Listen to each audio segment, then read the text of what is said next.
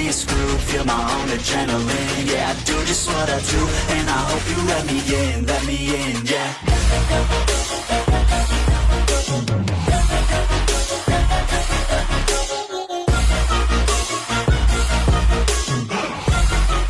Hello and welcome back, fellow anime lovers, to Cypherfics.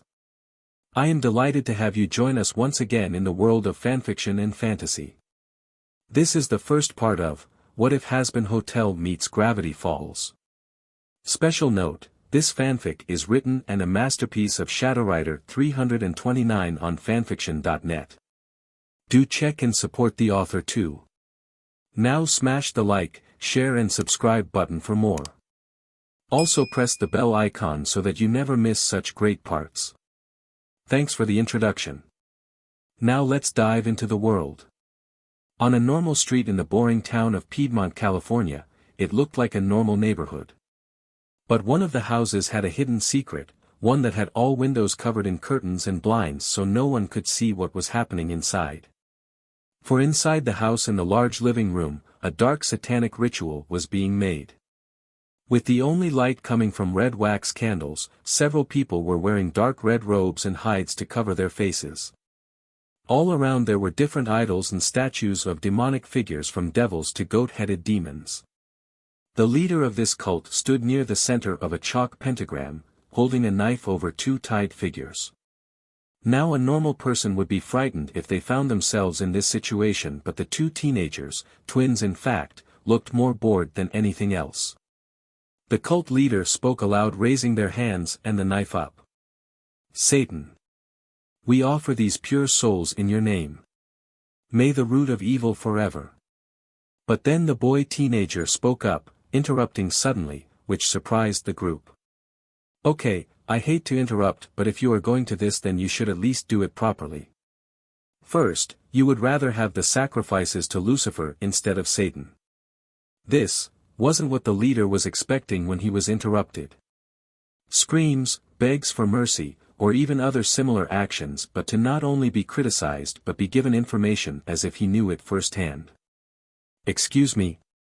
Was all the leader could say, unable to help himself.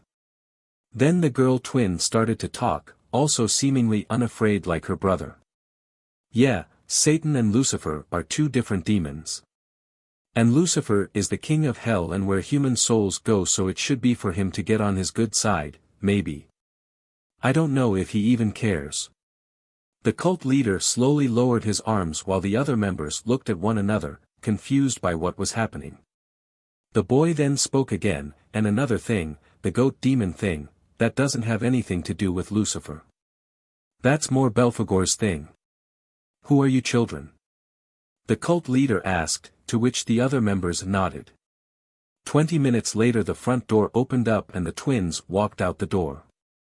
The boy paused after letting his sister pass him and called into the house again, just make those corrections and your summoning will go a lot smoother.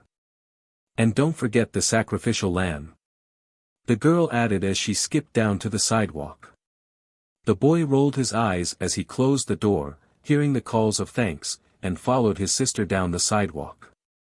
After a few minutes, the girl then asked her brother, Dipper, do you think it was a good idea to help them do the summoning correctly? The newly dubbed Dipper shrugged, probably not. But if you are going to study the supernatural or try and perform a ritual then you should do it right. The girl gave a hum and shrugged before she added, I mean it wasn't too bad.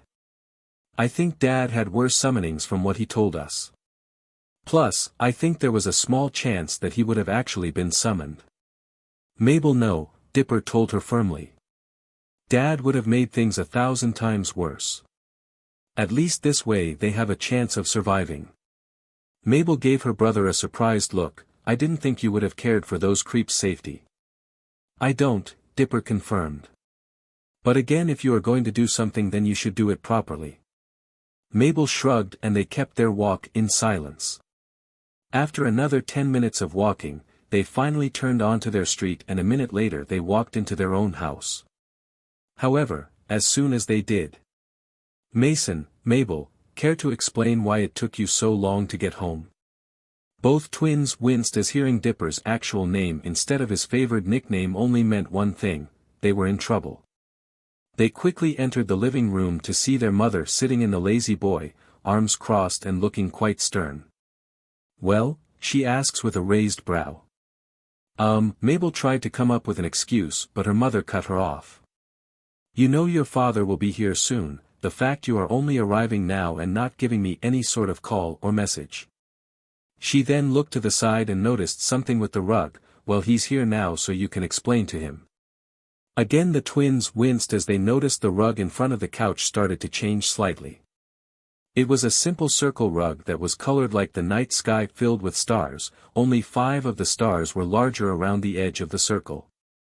They were now glowing red before lines connected the stars, now forming a pentagram. The seal glowed red before a figure popped out in a puff of red smoke. "Honey, I'm home," he declared cheerfully, spreading his arms as if expecting a hug or something. He was a man with chalk-white skin with 2 red circles on his cheeks, wearing a fancy white suit and top hat that made him look like a ringleader of a circus. His grin was wide and showed his sharp teeth. His yellow and red eyes looked around excitedly as he spotted the family. "Don't call me honey and this isn't your home," the twins' mother told him with a deadpan tone and matching look. The figure stumbled and barely managed to catch himself, pouting at her as he straightened up to his full 5'5" height. "Maddie, you can be so mean to me." Maddie rolled her eyes. "I'm sure you heard worst, Lucifer." Yes, the twins' father was none other than Lucifer Morningstar, the devil himself. How he came to become the twins' father was an interesting story. You see, the mother of the twins, Maddie Pines, always wanted a family and figured it was best to see a doctor for a plan and aid to make sure her future pregnancy went smoothly. But after a few standard tests and more tests after some concerns, the doctor then gave her the terrible news that she was unable to have children as she was infertile. Maddie didn't take the news well and went to a different doctor for a second opinion, and then a third doctor, but each one said the same thing. Maddie was devastated and soon looked for other ways, but none would be helpful. Sure, she could adopt or have a surrogate mother, but she wanted to be the one to carry and grow her children. Was it selfish? Yes. Did she care? No. So with science not helping, she turned to the only other place her despite mind could turn to, the supernatural. She didn't bother with anything related to the church or heaven, as all their answers and methods would be something like thoughts and prayers, and she wanted actual results. It came to a head when she used a summoning ritual to summon not only the king of hell Lucifer but also his wife and queen of hell Lilith. After explaining why she summoned them and her wish to be able to have children, she didn't expect how easy it was to convince them to fulfill her wish. There was a price, of course, and Maddie expected there to be one, but she didn't expect Lilith to say the price was that Maddie would have to carry the children of her husband. Even Lucifer was taken aback by the price but agreed anyway. After one hot THRSM later, in Lucifer's words, "Dad, we didn't need to hear that," the twins were conceived and later born.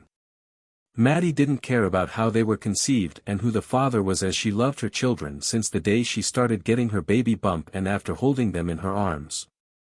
She even didn't have to worry about money, as Lucifer and Lilith made arrangements to have everything she needed to care for her children and new life.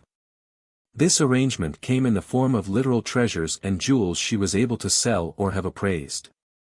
Later, after talking to Lucifer, who wanted to at least be a little part of his children's lives, it was made that any money would go directly into Maddie's bank account as well as side accounts made as trust funds for each twin. Lucifer himself didn't push to make Maddie do anything she didn't approve of and made it seem like they were a divorced couple, with him getting visitations and allowing the twins to stay with him at times. She expected the devil to be pushing for what he wanted more, but the man/demon was respectful of her wishes and any problems they handled and talked like adults on the rare occasion they turned up. This includes the fact the twins, when visiting their father, would be going into hell even if Maddie didn't realize it until the first few times they visited. But Lilith managed to convince her that the twins needed to know both sides of their heritage and that while they could visit hell when they wanted, they also had a home on earth. Maddie made sure they had a happy childhood and kept a decent life whole also on earth.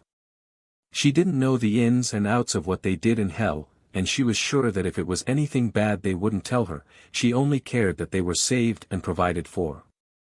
However, she was happy to hear that none of the other demons really bothered them, as they either were too scared to face anyone of Lucifer's BLD directly when they were young, and even managed to make some friends, including their older stepsister, Charliemorningstar. Maddie was surprised by the princess of hell, but the young woman, nearly 300 years old but looked like she was slightly younger than Maddie, was a cheerful and honestly almost angelically happy girl. She adored the twins and always went out of her way to help or hang out with them when able. She loved doing art projects and singing with Mabel, while also helping Dipper in studying supernatural myths and other stories and how they compared to what hell was actually like. She also was very respectful to Maddie, even if she couldn't visit the Pines house often and didn't try and push when it came to the twins. Lucifer straightens himself up and adjusts his coat, not as much as you expect. I mean, yeah, it's hell, but very few actually have the ball to insult me to my face.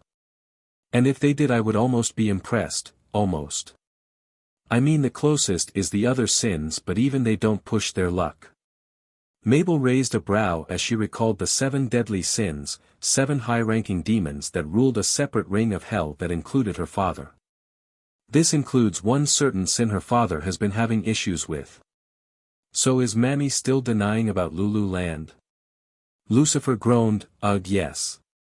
I know imitation is the greatest form of flattery and all that SHT, but he can't even do it right. If it wasn't a falling apart SHT show, I might not be as annoyed. Dipper raised a brow at this. So you would let it go? This caused Lucifer to give both a scoff and a laugh. Oh f no, I would just not make as big of a deal or keep sending him paperwork and lawsuits. He then smirked. Thankfully someone burned that SHT show to the ground. Kinda wish I knew who to thank. Maddie rolled her eyes, clearly seeing this as Mabel trying to distract her father from the main issue. Well, you are just in time to hear why our children only just arrived. Their father looked surprised by the news and raised a brow at his kids. Okay, I'll admit that is odd. I mean, yes, school just ended, but that also means no more sports teams and clubs to worry about.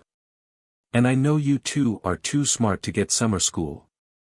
Dipper and Mabel glanced at each other, and before they could try and lie their way out, Maddie added, and it better be the truth. There was no threat, but the hidden one was clear as day. So, the twins sighed and bit the bullet, and explained what had happened. They were on their way home when a van suddenly screeched to a stop right beside them and was dragged in before they knew it. After seeing that their kidnappers weren't attacking them, forcing them to eat or drink anything or do anything more than tie them up, they decided not to use their powers. The van entered a garage, was carried inside to the room, and was apparently going to be sacrificed to their dad without the cult even knowing. Maddie looked flabbergasted by the fact they were kidnapped and didn't even try to fight at first, before looking exasperated when she heard they corrected the cultist. As for Lucifer, he looked even more confused with more and more he heard. Huh, they must have really messed up, because I didn't even get any sort of feeling someone was trying to summon me. He hummed and stroked his chin before looking at the twins. You wouldn't happen to get a name, or anything, did you? I mean, some details I should know about. It didn't take a genius why he was asking this. Mabel signed, Daddy no. Daddy yes. Lucifer objected instantly, a wide grin on his face that promised pain to those who irritated him. Maddie rubbed her temples, deciding to leave the cult to Lucifer, as he would be most likely to find and punish them. She agreed with him that this wouldn't stand, but better to have him deal with it. This can't keep happening.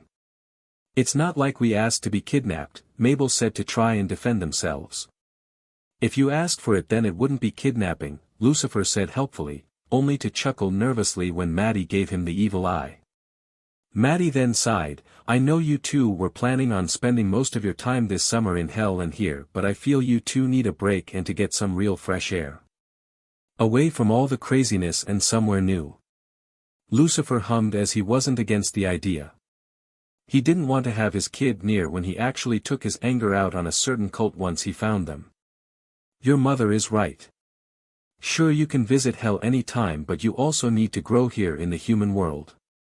A new place to spread your wings, and I don't mean literally, as I'm not sure you too will have wings. Maddie gave him an irritated look but turned back to the twins. My Uncle Stan has a home that is a cabin in the woods in Oregon. It's a small tourist town but plenty of new things and places you can explore like normal kids. Dipper said with a raised finger, one question. No, you don't have a choice in the matter. I have no more questions. Can I bring Waddles? Mabel asked with a raised hand. Maddie chuckled but nodded. Yes, you can bring your pig. Your hell pig. Lucifer corrected cheerfully, earning him another look from Maddie. This time Lucifer shrugged, just saying. You don't make things worse. Maddie said as she then looked at her twins. You two go to your rooms and pack up for the trip. Hopefully, we can have one summer where something crazy doesn't happen. The twins looked at each other and shrugged as they knew all the weird things that happened, even if they somehow got kidnapped by cultists and then walked out like nothing happened seemed to happen every other week. What was the world coming to when two kids nearly get sacrificed to demons on a weekly basis? Either way, the twins did as their mother told them and left the parents to discuss things, or possibly kiss and make up for an evening where they had to silence their rooms and wonder if they were going to have a younger sibling. Once they were gone, Lucifer looked to Maddie. When are they going to this place? Tomorrow morning, Maddie answered. They will be taking a bus line to their early morning and get there a few hours later. She then raised an eyebrow at him. Why are you asking? Oh, no reason, Lucifer said, shrugging and trying to look unconcerned. All it did was make Maddie narrow her eyes. Truthfully, he would prefer if the twins were on Earth for most of the day tomorrow, as that would be the yearly extermination, an event where exorcists of heaven came to hell and started massacring sinner demons to prevent overpopulation. They mostly targeted sinners, while certain hellborn demons were exempt unless they attacked first. This includes himself, his wife, Charlie, and naturally also covers and protects the twins. But even if they would be naturally protected, he wanted to make sure heaven doesn't find out about them. They already know about Charlie soon after she was born, but he was going to do whatever he can to keep them knowing that he had other children, but also that they were still living on Earth. He knew sooner or later they would find out, but he wasn't going to let that happen anytime soon.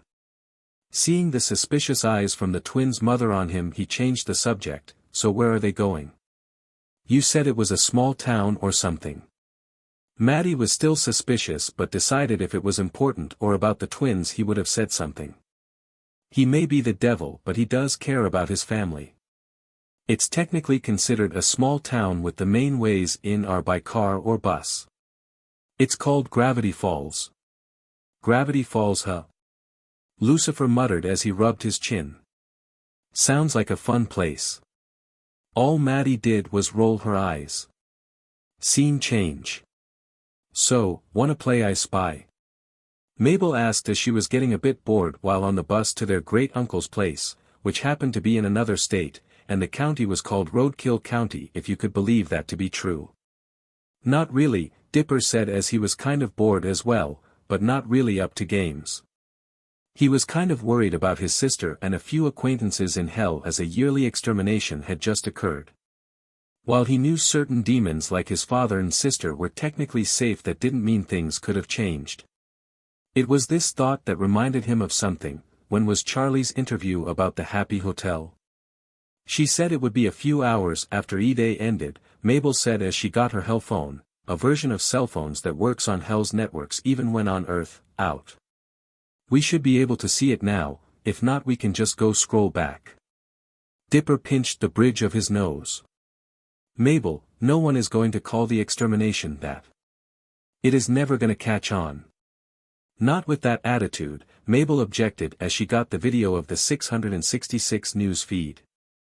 Okay, where we go and, oh. Dipper raised a brow at Mabel suddenly stopping and leaning over to see for himself.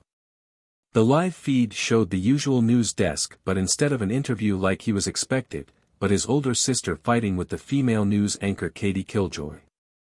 Not fighting like they were arguing, but physically fighting as they were swiping, kicking, and trying to hit each other. To say he was surprised was an understatement. Wow, that escalated quickly.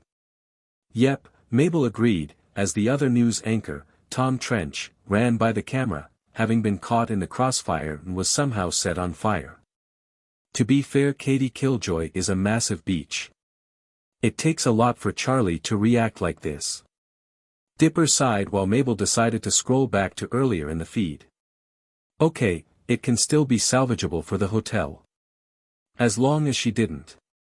Oh, she was singing, Mabel informed him, smiling as she played a song their elder sister was singing. Inside of every demon is a rainbow. Dipper groaned, face-palming at this, damn it Charlie. As Mabel listened to the song, swaying to the beat and smiling, Dipper decided to look out the window and hope that Charlie's hotel and redemption idea could still get off the ground. He knew it would be hard work, nothing worthwhile was, but if it was possible then he was looking forward to discovering it with Charlie. He saw a road sign saying, "Welcome to Gravity Falls," which gave him some relief that they were almost there. Mabel noticed the sign as well because she asked, "Why are taking the bus instead of making a portal?" Dipper sighed, as he already had this conversation several times before.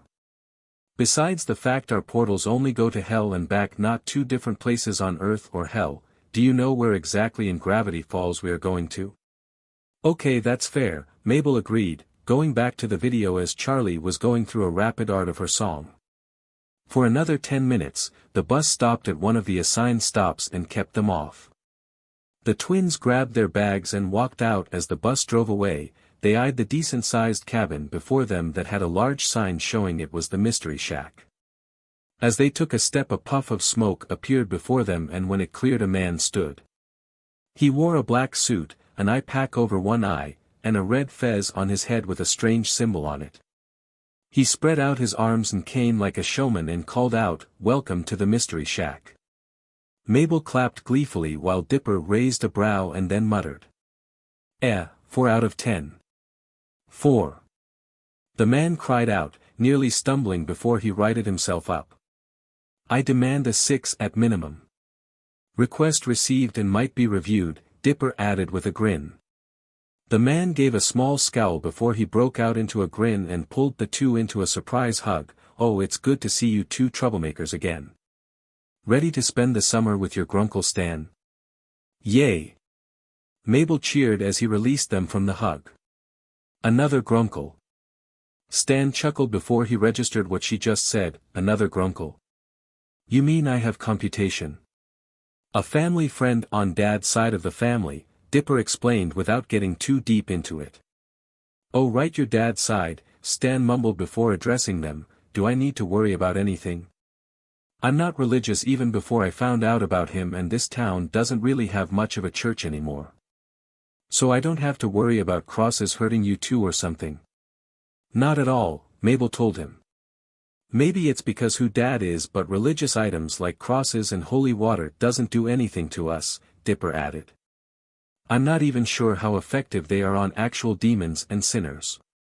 Something that the lab can work on this summer." This last part he was mumbling to himself, but Stan ignored it and walked them inside, where he explained that he turned the house into a tourist trap where he gives tours and then people buy items in the gift shop. The rest of the house was free for the family to use. He paused when he noticed Mabel had opened one of her bags and a pig came walking out of it. "You have a pet pig?" He then noticed something. "Why does it have horns, spikes, and a pointed tail?" "This is Waddles," Mabel said cheerfully, pulling the pig into a hug. "He's a hell pig." "A hell pig?" Stan asked, baffled that such a thing existed.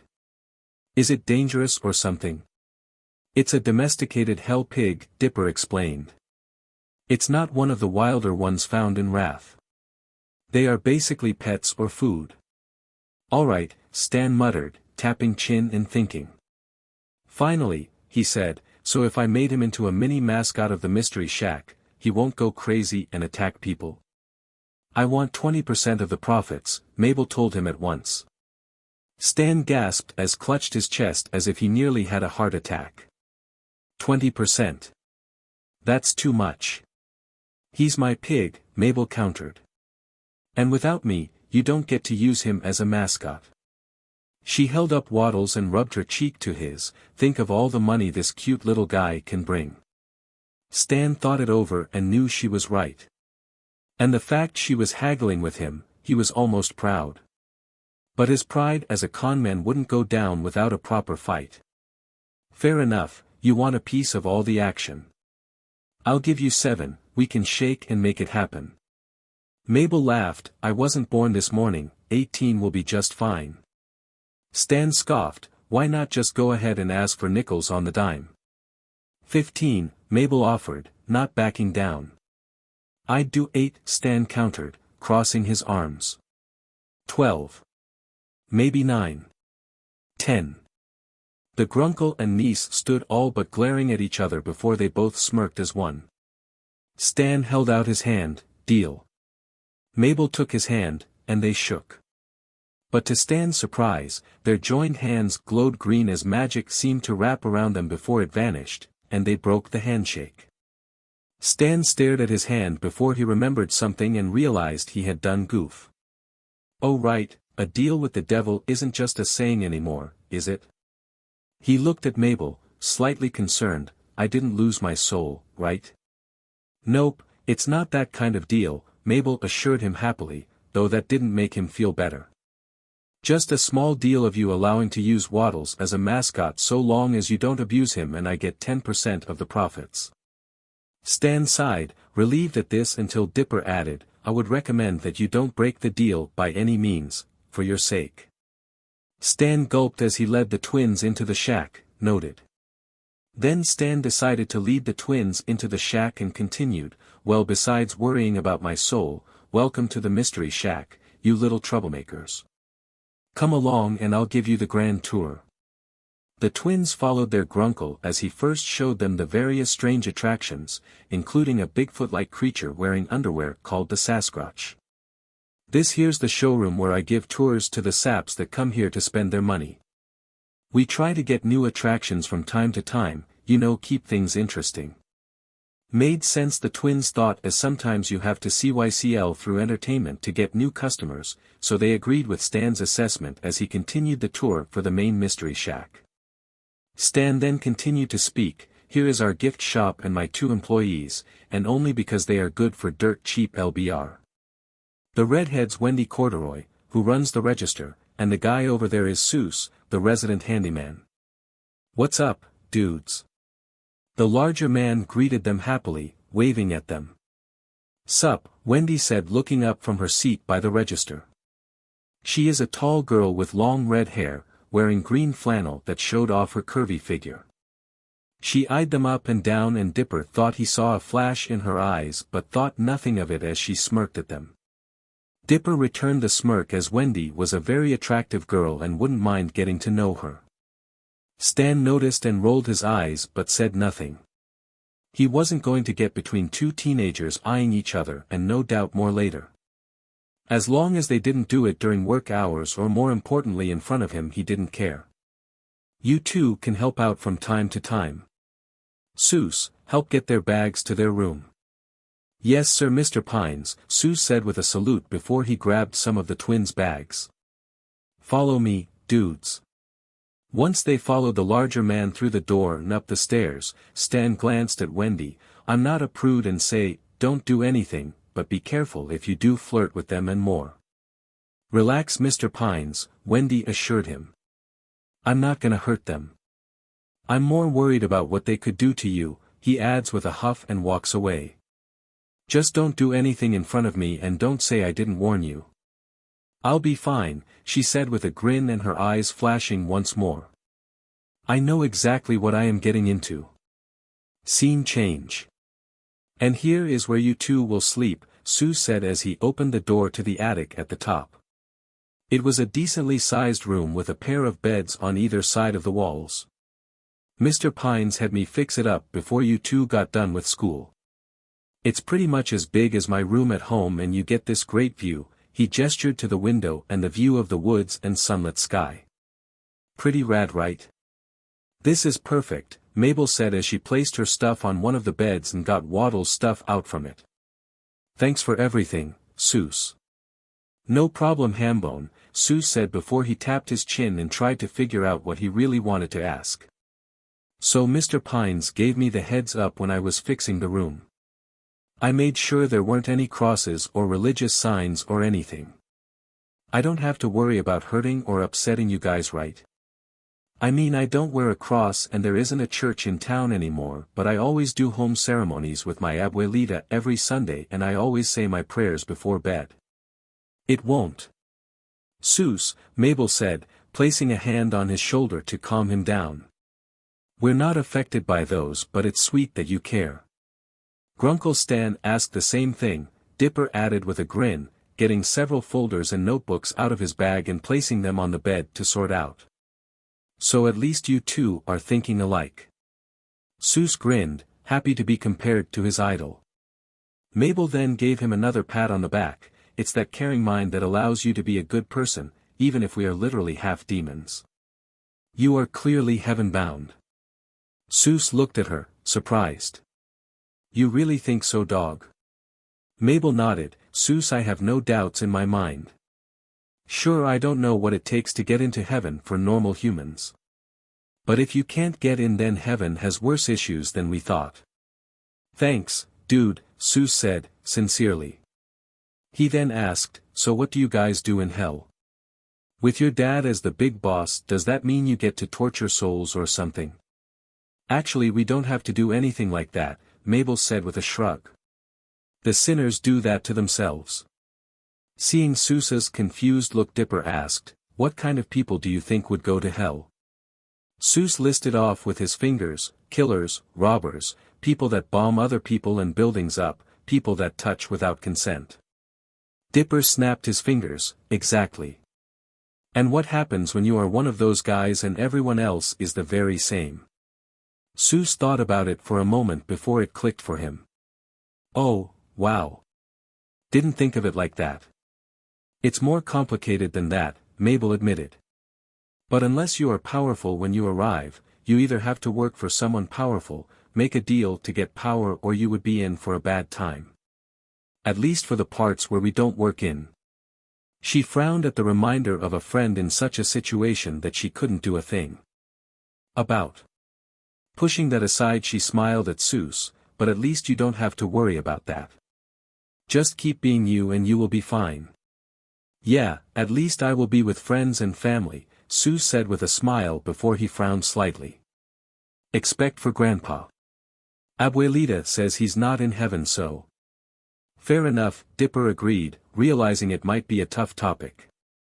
But we have different stuff and projects in hell. Mabel said cheerfully, to not only change the subject but also answer a question Seuss had earlier. We have our own sections in hell Dad helped set up so we can do what we want. Dipper has a few labs. Mostly to study and research different subjects and experiments for both supernatural and scientific in nature, Dipper explained, pride in his voice as he was proud of what they do. Sure, more than once some of his workers and researchers had to be put on a leash for ethics issues, but he got results and he was always looking to learn and understand more. Dude, you must be super smart, Seuss praised with a grin. I'm sure Mr. Pines would love to have your help with the shack. As for me, I run something more fun, Mabel Land.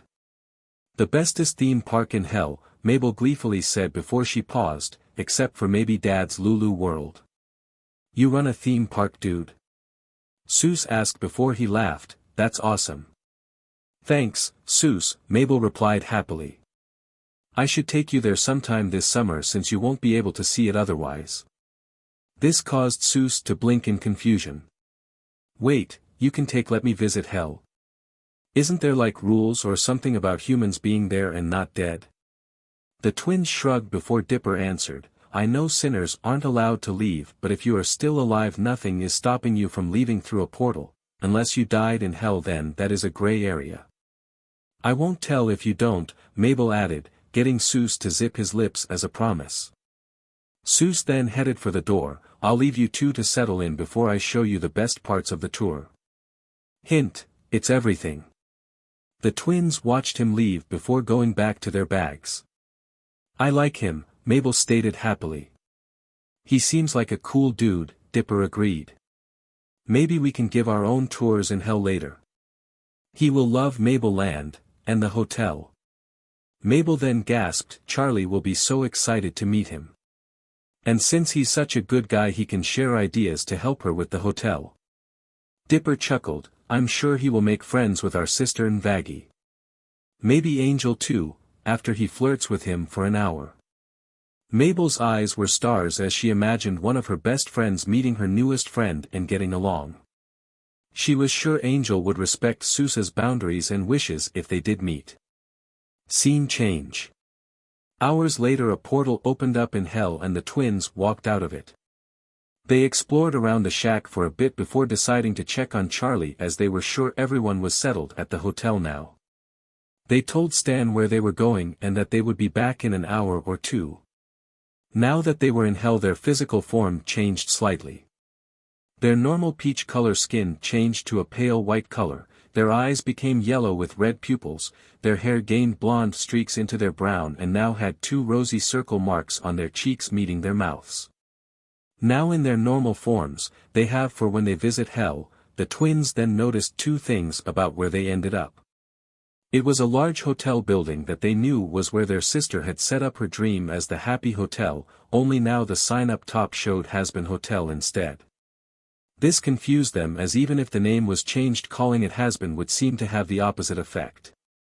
The second was the large smoking crater not far from the hotel.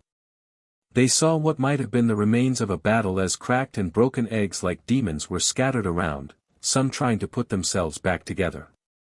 One was mostly whole though rubbed a crack near the top of its head. From the crater, a shaky hand reached up and grabbed the edge. Another hand came and a snake-shaped sinner managed to pull himself up, looking beaten up and ready to pass out. The egg next to him asked, "Now will you shoot me with your ray gun?" The snake sinner didn't answer but collapsed face first on the ground hole halfway out of the hole. "Okay," Dipper said, raising a brow at the sinner. "What happened here?" "I'm sure Charlie will know," Mabel offered with a shrug before she skipped ahead toward the front doors. Dipper followed her as Mabel rang the bell a few times, bouncing excitedly. After a moment the door opened and a gray-skinned girl wearing an eye patch with an X over it and long white hair answered. "I swear if it's that snake sinner I'm gonna dash." She stopped when she realized who it was. "Oh hey guys, come on in. I could use some good company today." The woman stepped to the side and held the door open for them. As they entered she called out to the hotel, "Sweetie. Your siblings are here." There was a screech of joy that could be heard from one of the upper floors and they had no doubt that Charlie would be rushing towards them. From the lobby area near a nearly repaired fireplace, a figure sat up looking excited. "The twins are here. Where's my sweater buddy?" The sinner was a white fluffy fur spider demon with long boot-covered legs and 4 visible arms in long gloves. He wore a long light pink suit blazer with horizontal white stripes down the length, reddish-gray miniskirt, and long reddish-gray thigh-high heeled boots, accessorized with a reddish-gray bow tie with a cerise pink center and a black choker. This sinner was called Angeldust, a famous pawn star and resident/patient at the hotel to try and be redeemed. While the sinner has his own issues, he is civil to the twins when they are around. He even respected that Dipper wasn't into him after a few times flirting with him, as while he loved flirting with guys that play hard to get once he has been told firmly no or not interested in men he would stop. The worst he would do afterward is some teasing but he even then knew when to draw the line once he knew where it was. Mabel on the other hand he was practically best friends with as they shared several hobbies together that even Charlie would approve of. Mabel beamed at Angeldust, "Hey Angel. I am nearly finished with the sweaters. I got Waddle's size done I just need to get fat nuggets." She then held up a smallish purple sweater that would fit on a pet with the words on the front and back saying, "I think therefore I am." Angel gasped with 2 of his hands covering his mouth while his eyes widened with glee. "Oh my God, that is adorable. Our babies will look amazing in those. How is everything going?" Dipper asked, as he stopped and looked around and noticed something strange. Off across from the sitting area was now a bar, only the wood flooring and walls around it as well as the style and the fact it practically had a green glow made it seem like someone ripped it from somewhere else and placed it into the hotel. Manning the bar was a cat-looking sinner with large red wings and looking like he was in a foul mood as he rearranged the bottles behind the bar. "That's new. When did that get installed?" "Today," Vaggie answered, crossing her arms and looking annoyed. "Our new business partner brought it here with the new staff." "Business partner?" Dipper asked, feeling concerned. "What business partner? Who's the new staff?" Mabel asked, waving at the cat sinner who ignored her. She wanted to pet the cat demon but knew not every cat demon would allow it. But before Vaggie or Angel could answer, a loud squeal was heard before someone rushed down the stairs and pulled the twins into a hug. "Oh, you guys. It's so good to see you. Charlie, we talked just yesterday," Dipper reminded her as he accepted the tight hug while Mabel returned it with equal force. "But that's so long ago," Charlie said as she let them back down. Charlie is a tall, slender hellborn demon, standing at over 6.5 feet tall with long, blonde hair, with lighter blonde and pink highlights, which is tied into a twice-banded low ponytail. Her blonde bangs flipped to her left with a curl. While she looked mostly human, Charlie does feature animal-like traits such as fangs and red-toed hooves that she covered in her black and white saddle shoes. Her lips are black and like their father has rosy red cheeks, and her eyes have red irises with light yellow sclera. She was wearing her red tuxedo combo making her look professional in most cases. "So who's the new staff?" Mabel asked, wanting to get to know whoever was helping her older sister. "Well, that's Husker," Charlie said, pointing to the cat sinner at the bar. "Call me Husk," the sinner said with a simple wave of his hand. Charlie went on after acknowledging his response. "He'll mostly be working there and the front. And we also have our new house cleaner and maid Nifty." As if called like a pet, something small and colorful rushed towards them and started to skid around, before stopping in front of him, jittery and all excited. It was a tiny sinner with a large single eye and wearing a poodle skirt. "Oh, who are these bad boys?" Mabel raised a brow at this.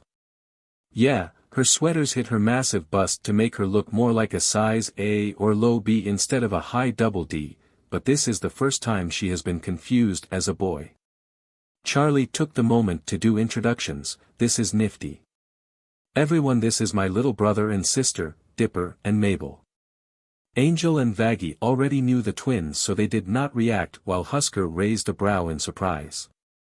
Nifty however seemed to swoon before she rushed and scuttled around then, climbing over their larger bodies as if she were a little gremlin. As she did so she was asking rapidly. "Are you really Charlie's siblings? Does that make you prince and princess? When's your birthday? What are your BLD types? Which one of you is the evil twin?"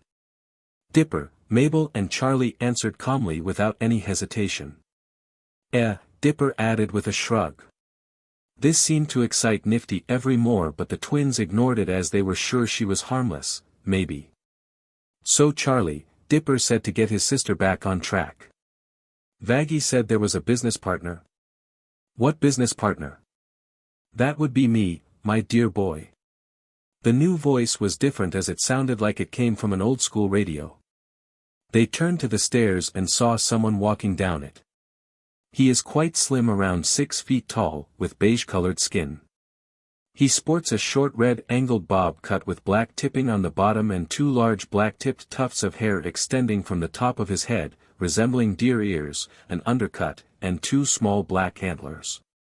He wears a dark red pinstriped coat which is slightly ragged along the bottom, a bright red dress shirt with a black cross on the chest underneath, and long burgundy dress pants with matching bright red cuffs.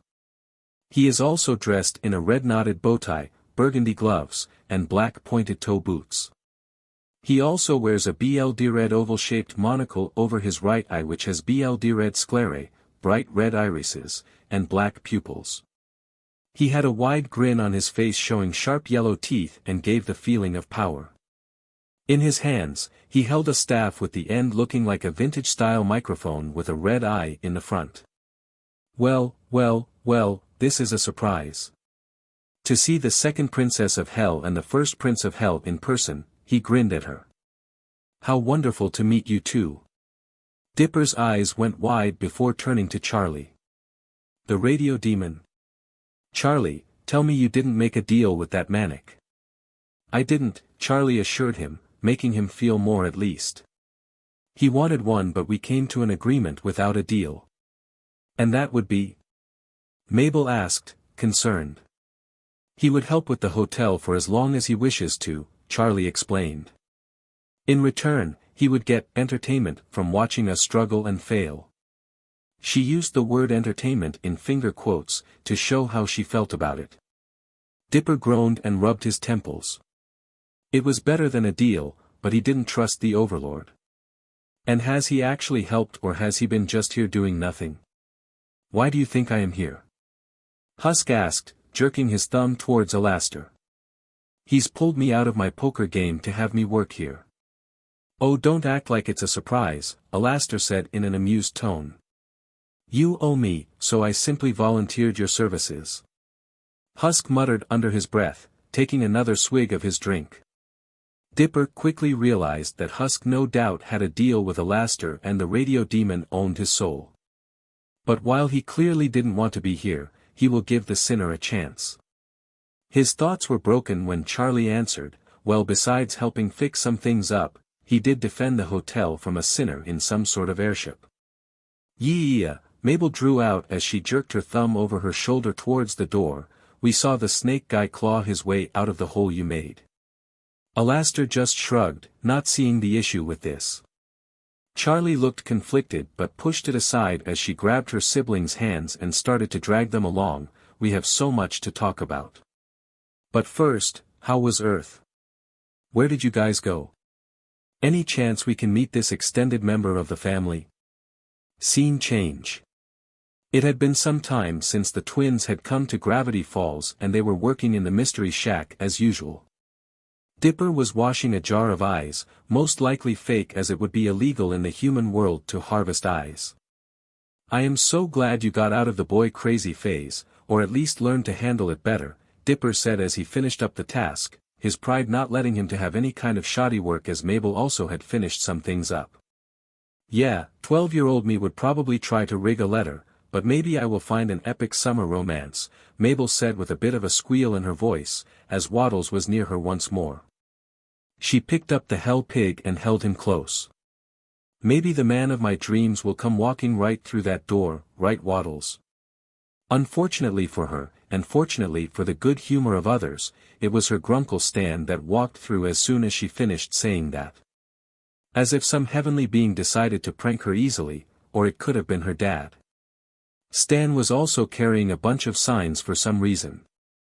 Alright, I need someone to go hammer a bunch of signs in the middle of the forest. He was about to pick someone when the first to speak was Mabel with a "Not it." Not it, came the voice of Wendy Corduroy as she was chilling by the cash register, as that was her main job when at the shack besides some advertising. Not to mention that several men, and a few women, just stared when Wendy drew attention to her girls. Probably didn't help that she either purposely unbuttoned the top few buttons of her shirt to show more cleavage or was just too lazy to close it. Also not it, Seuss also said as. He was busy with some other repair job, for being a handyman was a never-ending task, especially if some of the tasks were caused by said handyman, no matter how well-intentioned. I wasn't asking you, Seuss, Stan said looking at Seuss before turning his attention to Dipper. You get the job of nailing some signs out in the spooky part of the forest. Who is going to see them exactly? Dipper asked, partially in wanting to get out of the work and partially out of genuine curiosity. What was the point of hammering signs pointing to the mystery shack in the spooky part of the woods where no one is going to see them? It's called covering my bases, and getting lost people to come here where they would be so grateful they'll buy my overpriced junk before getting out. Stan answered and it was a point to be made, and Stan then decided to add, besides most urban legends and spooky stories are used to keep customers buying the mentioned overpriced junk to people like that. Stan had pointed to a particular customer who was really into a Mr. Mystery bobblehead. Dipper did feel the need to concede that point as he knew Mabel Land also sold quality overpriced junk that had many sinners in hell coming back to the theme park for business. If it wasn't for the fact he focused more on labs and studying the supernatural, he probably would have something similar. No argument here, but before I go, you ever heard of mosquitoes that spell messages with bumps? Dipper asked, getting some raised eyebrows before he showed his arm, making sure the mosquito bites were visible. Because I suddenly woke up with mosquito bites that say bewarb, which I'm guessing is someone trying to spell, beware. Yeesh, that happened. Now, get going, kid. Dipper rolled his eyes as he gathered the signs up and left the shack. If nothing else, this will allow Dipper to explore more of the woods around the shack. A half-hour later, Dipper was deeper into the woods, slowly finding spots to nail the few signs he was given. He still had doubts this would do anything for Stan or the mystery shack, but he truly was using this as an excuse to go a bit deeper and explore some of the woods. Ever since he came to Gravity Falls, he felt there was something in the air, something that called to the supernatural. He suspected the town and the woods around it were a natural hotspot that attracted the supernatural. So by going more into the woods, he would see how much he could do before he had different tests done. He was sure the labs could find something, but when in the human world he liked to experience and experiment first. His musing ended abruptly when the next tree he placed a new nail clanged as if it was hitting metal. Dipper removed the nail and tapped the tree with the hammer, and again the sound of metal was heard. Dipper dropped the hammer and ran a hand over the bark, feeling that it was fake, not just the spot where he was attempting to hammer but the whole trunk. No one just places a fake tree in the middle of the woods unless they are trying to hide something. Dipper felt along the sides, looking for some sort of sign of a door or latch. He didn't have to wait for long as his fingers felt a small grove and with some small tugs, managed to pull a small door open. Dipper peered inside to find a small compartment, covered in dust and cobwebs, that held a strange device in the center. It looked like a control box with a few switches on top. Interest piqued, Dipper examined the box without moving it and flipped one of the switches. He waited, but nothing happened. He flipped the second one and he heard something opening behind him. He turned to see the ground had opened up and revealed a secret door. Dipper walked over and peeked inside to a single book covered in dust and cobwebs. "Hello," Dipper mutters as he lifts it out. "What are you?" Dipper brushed his hands across the surface of the book, wiping off the dust that it had built up. It held no title but showed a large golden hand in the center with the number 3 in the center. Dipper was amazed by his discovery and found that it supported his theory that Gravity Falls was a supernatural hotspot. It apparently belonged to some sort of researcher who was studying the strangeness in Gravity Falls. The mysterious author never named himself in his journal entries, and the only place where his name would have been was missing. Still, it did not deter him as he pored through different entries. From what he was seeing, he had a lot of different mysteries and other supernatural he could explore and discover. A grin formed as he wanted to know more. He wanted to discover it all. He needed to. Dipper shook his head as he realized his devil side was feeding from his want and emotions. While he knew his father and elder sister didn't have any issues, being half-human, the twins sometimes can have their devil side influence them when it comes to their desires, even more when those desires lean more towards the 7 deadly sins. Dipper will admit that he usually had better control, though knew his biggest sin was pride, but if he wasn't careful his other sins could be influenced as well. With his mind clearer, Dipper snapped the journal shut and headed back towards the shack where he would have plenty of space to go through it in more detail. Scene change. Dipper sat in Stan's chair in the living room with the journal open beside him while holding an open file that held different papers filled with statistics, charts, and other information. Once he returned to the shack, the first thing he did was go to his room and get one of the files he keeps that overlook findings from the labs, using them to cross-reference what he found in the journal to see where he had an extra lead, checking from human perspective and where he can go from scratch. He only had a few files at the moment. He was planning on overviewing when things were slow, but now he felt he might have to go and check the lab archives for more data. He also wondered if he could find a clue about the author and wondered if he was even alive or if he was dead and in hell. So far he hasn't gotten enough evidence for a proper conclusion, but since this was Journal 3, that would mean he had at least 2 more journals for more evidence and more importantly more research. And Dipper wasn't even sure that Journal 3 was the last entry, though with how the journal was half empty and the final written one talked about hiding the journal gave him some doubts. As he flipped over to a different chart, he didn't even notice someone had entered the room until he heard Mabel ask, "What you got there, bros?" He jumped, clearly not expecting her to be so close. After calming himself he told her, "I found this journal in the woods. Apparently, it belonged to someone studying the supernatural of Gravity Falls." "Whoa," Mabel said, amazed as well, "shut up." "And get this," Dipper went on, "after a certain point the pages just stopped, like the guy who writing it mysteriously disappeared." "Is he dead?" Mabel asked. "No idea," Dipper admitted. "But I am planning on not only finding out more about him but using this in my own research. I can't wait to see what else I can disco dash." He was cut from his musing by the ringing of the doorbell. "Who's that?" Mabel also turned towards the hallway before she shrugged and skipped ahead to answer it. Dipper shrugged as he flipped through the file once more. This time he did notice Stan entering the room, his Mr. Mystery suit unbuttoned and tie missing to show he was done with tours for the day. The man cracked open a can of his drink when he noticed Dipper. "What you reading there, Slick?"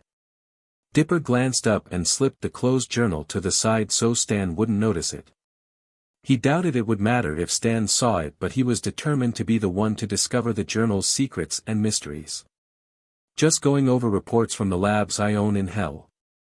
"Labs, huh?" Stan asked, looking amused. "Looking for new ways to torture people that are sent down there." Dipper rolled his eyes as he knew his great-uncle was just joking. Still, it didn't mean he couldn't shoot back. "Why would I bother with something as boring as that? I look for actual research, not how to get some of the freaks off." Stan couldn't help but laugh at the rebuttal. "Good one. Still, anything I can use for a tour. Something to shake things up without causing a lawsuit." Dipper gave his own chuckle. "That depends, what's your offer?" But Stan shook his head and hand towards Dipper. "Oh no, I already accidentally made one deal, I ain't looking for another. You could also just pay me." Stan gave another laugh and took a sip of his drink. "Maybe sometime later this summer, see how much Mabel's mascot can rake in." Dipper watched him leave, not too bothered by if Stan would take the offer or not. Mabel then entered the room, looking slightly annoyed. "Okay, what happened?" "Just a guy that came by trying to ask me out," Mabel answered. "Again?" Dipper blinked, not expecting this answer. "Excuse me?" "When you left, I decided to go out and explore a bit," Mabel explained. "I found a cute cemetery and found this guy there. He talked to me for a bit, said I was cute, and then asked me out on a date. I have many questions," was all Dipper could reply. "I turned him down," Mabel said with a roll of her eyes. "I have seen enough of hell to see red flags, and this guy was waving more than one." "Clever girl," Dipper said, and Mabel just stuck her tongue out as she recognized the line. "Good thing too, since if things went south it would be one of us torturing the guy or chasing him off. At least you're out of the boy crazy phase." Mabel shuddered at that, and how easy it was back in that particular phase to be kidnapped or easily fall in love. That ended with disasters for a variety of reasons, from either herself giving in to her demonic nature, her brother doing the same, or her father learning about it, which never ended well for anyone. Yeah, I was an easy-to-kidnap kid back then, but not so much now, especially after dealing with the sickos in hell for years. Also avoiding the cannibal colony because, just why would they do that? Mabel said with a bit of panic as Stan figured that this might be a good time to get out of Dodge and not know more about hell than he should. "And I'm going to go ahead and get back to work, and by that I mean scam people out of their hard-earned money by selling them cheap SHT and calling it work. You kids have fun." Stan was walking towards the door as he was talking, to make sure that the kids would be allowed to keep talking and he doesn't have to listen to the horror show of an actual hell, which always puts things in perspective. Dipper and Mabel watched him go before shrugging. Mabel glanced towards the journal next to Dipper and asked, "So how long do you think it will take to find out all the mysteries in your new diary?" "Journal," Dipper corrected, giving his twin an annoyed look. Diaries are for personal feelings while journals are used to document personal and scientific research. Mabel rolled her eyes. Boys just call their diaries journals to make it seem like they aren't coping girls. Dipper held back a groan as he didn't want to argue so soon into their time in Gravity Falls. So he decided to focus on the question as he grabbed the book and flipped through the entries. "If I focused, I should be able to find out every secret by the end of the summer. Not counting cross-referencing and checking with my labs and also finding out and making my own entries to dash." "Yee-yawa, nope," Mabel interrupted, grabbing his wrist and pulling him out of the seat. Dipper managed to close the journal and grab the files before Mabel started pulling him towards the front door. "Mabel. What? You're not going to be doing this all summer," Mabel objected as she pulled him out the door. "I get that you are interested in finding everything out, but you can't spend all summer like this. Whenever you get obsessed with something you can go too far and that isn't healthy." She then gestured towards the journal and files. "This isn't time-sensitive stuff, so it won't kill you to take it at a reasonable pace. Take time to enjoy the summer, and see the town and what it has to offer. I know you are considered the most mature of the three of us, but you will just burn yourself out." Dipper sighed while wanting to go back to know more. He knew Mabel had a few points. Charlie was the eldest child of Lucifer and also the old child from the Queen of Hell, so she is the strongest/greatest candidate for the throne of Hell whenever their father decides to retire, and Dipper wasn't even sure when that would happen. But he had heard several of the rumors from other overlords and even from the Ars Goetia that Dipper's level of maturity would make him a more suitable heir. Of course, none of those who had this opinion were dumb enough to state it within earshot of Lucifer, and the lower-level demons he heard the rumor from found themselves as willing employees with testing at the labs. She was also right about the times he was so focused on a project, that it took his sisters practically dragging him out and rest for a few days. He will admit he felt better after the rest, but he still had that problem. He placed the files in a spot on the counters before a wave of his hand to summon a seal to hide/protect them while making use of the journal was placed in his vest. "Okay, fine, I'll take a break." "Now where are you taking me?" "To see the town, duh," Mabel told him gleefully, letting go of her brother now that he stopped resisting. "I plan on taking a lot of pictures of us here and maybe add to them on Instagram. Plus I'm sure your fangirls would love seeing new photos of you on Earth over the summer." She added this part with a teasing grin to which Dipper laughed. "Oh please, I don't have any fangirls." He kept walking while Mabel paused her stride, not seeing the deadpan look she was giving him. Mabel face-palmed, shaking her head but kept walking to catch up. She couldn't help but wonder how someone so smart can be so dense. Maybe it was because she managed both their Instagram accounts, but she knew a lot more girls were following and favoriting his photos than with her. She didn't even care about how popular he had become, but he surely had some idea, right?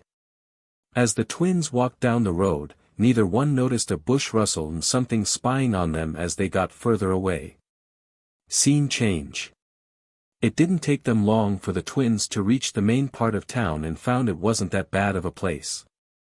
They thought it would be an even smaller old-fashioned town, but despite the only way in or out was the bus or highway, they still had things more small towns don't usually have, like a regular movie theater and drive-in movie theater, a large arcade, a small mall if the sign was correct, and even a car dealership of all things. They also found that the people here were very friendly, greeting them as they walked as they were clearly new. And while it was an old-fashioned town, it didn't feel like one set in their ways. Now the twins doubted someone could come in and change too much, but they had heard of other small towns that refused to change anything even if it would benefit them. Still, it didn't take anything away from the twins who walked and explored the town. "This place is very nice," Mabel said as she took a selfie outside one of the shops. "It is," Dipper admitted. Sure, almost any city was nicer than Hell's cities, but compared to other places on Earth he has been, Gravity Falls still had its own charm. When Mom said it was an old-fashioned town, I honestly expected something from Cannibal Town, but this isn't that bad. Well, to be fair, Miss Rosie told us the people/sinner don't want to change, Mabel added with a shrug. And anyone that tries to force change usually ends up getting eaten. Or tries to live there and fail to conform, Dipper also added in a more deadpan tone, as while he respects Rosie and how she can keep the town of cannibals from acting up doesn't mean they don't have their own faults. Don't get him wrong, most of the people were very polite and seemed to act like they were from the 1920s to 50s, but there is a reason most people try to avoid the place if they could. Details, Mabel muttered with a wave of her hands as she took another selfie with Dipper next to her with the background of an old-fashioned dinner behind them. Once she posted it to Instagram, she beamed as she noted a new alert. "Oh, we got a new follower. Neat. Thanks, Succubi in the woods." She then grins to Dipper, "Maybe you'll get another fan from the post of you." "Aha," he mutters as he walks past her towards the dinner to see what they could get for lunch. "Whatever you say." Mabel sighed, "Okay, I am being completely and totally serious here, Brosf. You got way more fangirls than you think. And I'm not talking about Charlie, Dad, or all our uncles and aunts that run the other rings, but actual fans that love ya. A bunch of succubus and incubi, Odette and Clara, but that's a given considering Dash." "Mabel, let's not bring our arrangement into this," Dipper interrupted with a slight blush. Stopping at the door of the dinner, he turned back to his sister, "It's nothing serious, and we aren't even dating." "Bang buddies can still be fans," Mabel countered with a roll of her eyes. "But back to the point, they are your fans and aren't the only ones." She got out her hell phone and started scrolling through different followers of Dipper's account. "There are other sinners, like this Martha lady and this hot teacher Mrs. Mayberry," she pauses and added while wiggling her eyebrow, "Total cougar and MLF vibes by the way." She giggled at his small blush but kept going. "But more than just sinners or people in the pride ring, like those envy twins that Uncle Fizz is always facing during those clown pageants." Dash. Dipper cut her off hearing what she said, "You can't really call him uncle until Uncle Oz officially declares they are dating." Mabel scoffed at this and rolled her eyes, "Dipper, they are more than just sleeping together. They are dating, in love with each other, and everyone knows it. I'm just calling it as it is. Now don't distract me." She went back to her phone and showed him the profile of someone else. "And you can't deny she is probably your biggest fan. I mean, this is Dash." But she was interrupted once again by another voice calling out of them. "Hey, Mabel." Mabel looked annoyed at not only the interruption but also who was calling her. Dipper raised a brow as Mabel put her phone away and took a deep breath to calm herself. She turned towards the person walking towards them. "Norman, are you following me?" Dipper blinked hearing the name and took a good look at this Norman. He had an older male looking to be in his teens with a lanky build. He has pasty skin, was wearing a black hoodie that holes in the sleeve, and kept the hood up. The hair visible was brown and had what looked like part of a branch sticking out of it. He walked closer to them, looking slightly unsteady before stopping in front of them. "Sup?" he said, giving them a finger gun gesture. "Hey." Dipper responded, not sure what was going on, but he had an idea. "You didn't answer me, Norman," Mabel told him, getting more annoyed. "Right," he said as he blinked. "What was the question?" "Are you following me?" she repeated with narrowed eyes. "You just so happened to meet me here after coming to the shack to ask me out." "What?" "No." Norman denied at once, holding up his hands in surrender. "I just like coming here to eat." He paused before he said in a stage whisper as if it was a secret. "You should try the pies." Mabel groaned, "Okay, I was being nice before to let you down gently, but I see shouldn't have. I know I am irresistible, but I'm not interested in dating you." "Oh," he said, almost slumping at the rejection. He then glanced from Mabel to Dipper before back to her and asked, "Because you are dating this him?" he asked, pointing to Dipper. Both twins cringed in disgust and Mabel gagged. "Dude, that's my sister," Dipper explained, with a groan. "Seriously, what the F?" Mabel asked, shivering. "But..." Norman tried to speak but Dipper cut him off. "We're twins, dumbass." "Norman, just leave me alone," Mabel finally said as she turned and pulled Dipper into the dinner. "Next time I won't be so nice." They entered the dinner, leaving Norman to stand alone as he looked confused. He finally spoke in a different, higher tone than before. "How was I supposed to know?" Scene change. Dipper and Mabel returned to their room in the attic after exploring the town, but Mabel was not in a good mood. There was a good reason for her bad mood. "I'm pissed that Norman showed up everywhere we went." Mabel was indeed mad as she said that, as Norman was showing up everywhere trying to talk and convince her to go on a date. Acting more like a stalking creep than a potential boyfriend, but she's dealt with worse in hell. Though she was still pretty mad that he didn't get the hint, not at the diner, graveyard, and so on. "I have no idea how he knew where we were the entire time, and maybe you need to breathe before trying to level the town with hellfire." Dipper's suggestion got through to Mabel as she turned, showing her eyes were turning into her demon form while some fire was starting to form around her. She then took a deep breath and calmed down, allowing the fire to disappear and her eyes to turn into normal. Still, he was pretty creepy even for a human. That it kind of reminded me of something. "Oh yeah. What did you think of?" Mabel was genuinely curious as she scooped up Waddles, who wandered in the room, and started petting him to help calm her nerves.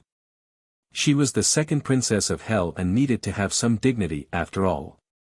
It was in the journal. Dipper flipped through the pages of the journal until he came to a specific entry. Known for their pasty skin and bad attitude, they are often mistaken for teenagers. "Beware of Gravity Falls, undead of zombies." Zombies. Mabel practically shouted as she started getting upset again and her eyes turned back into their demon glow. Scene change. Zombies. Was the shout that Stan heard, or rather misheard, as he was busy shaving to keep some appearance. Crombie. That's not even a word. Stan was wondering why he would think of that before staring straight into the mirror. You're losing your mind. Scene change. RRGH, I am just about ready to kick his undead butt if he keeps trying to get a date out of me. Mabel was being a little more aggressive while keeping Waddles comfy enough, even if the hell pig knew his MSTRS was angry. I'm not sure he is a zombie, too smart for that. Dipper noted the fact that seemed to contradict the initial point that suggested a zombie.